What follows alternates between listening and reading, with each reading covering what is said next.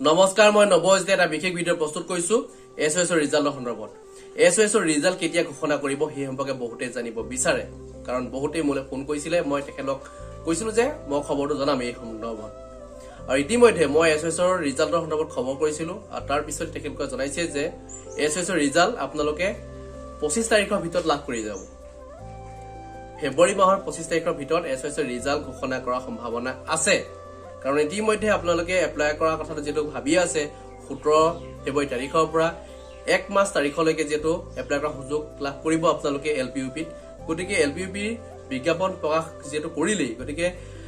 যেটো আপোনাৰ district wise category wise medium wise বিজ্ঞাপন প্ৰকাশ কৰিবলৈ যেটো বাকি আছে আৰু এইখিনি বিজ্ঞাপন প্ৰকাশ কৰাৰ প্ৰাক মুহূৰ্তত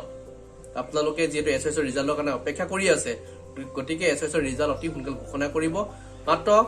আপোনালোক ধৈৰ্য ধৰক এক সপ্তাহৰ ভিতৰত আপোনালোকে ৰিজাল্ট লাভ কৰি যাব আজি যেটো ভিডিঅ বনাই থকা লাগে আজি হল 15 তাৰিখ আপোনালোকে 25 তাৰিখৰ ভিতৰত ৰিজাল্ট লাভ কৰিব আৰু তাতকৈ হয়তো আগতো হয়তো লাভ কৰিব পাৰে 20-22 তাৰিখে হলো আপোনালোকে লাভ কৰিব পাৰে ক'ব নোৱাৰি এতিয়া সম্ভাৱনা আছে বুলি জনাইছে কাৰণ এই সপ্তাহটোৰ ভিতৰতে আপোনালোকে ৰিজাল্ট লাভ কৰাৰ সম্ভাৱনা আছে গতিকে অপেক্ষা কৰক আপোনালোকে যেটো মই জনাইছো আৰু পূৰ্বতে জনাইছিল যে ফেব্ৰুৱাৰী মাহৰ প্ৰথম সপ্তাহ বুলি কৈছিলো ফেব্ৰুৱাৰী মাহত দিয়া কথা আছিল প্ৰথম সপ্তাহতে দিয়া কথা আছিল কিন্তু কিবা কাৰণবশতঃ তেখেতলোকে ৰিজাল্ট ঘোষণা কৰিব পৰা নাই গতিকে আপোনালোকে এছএছৰ ৰিজাল্টৰ সন্দৰ্ভত কোনো চিন্তা কৰিব নালাগে আপোনালোকে যি বিজ্ঞাপন পাক হ'ল এলপিইউপি হি বিজ্ঞাপনত এপ্লাই কৰাৰ সুযোগ লাভ কৰিব গতিকে এটা ভাল খবৰ আপোনালোকৰ কাৰণে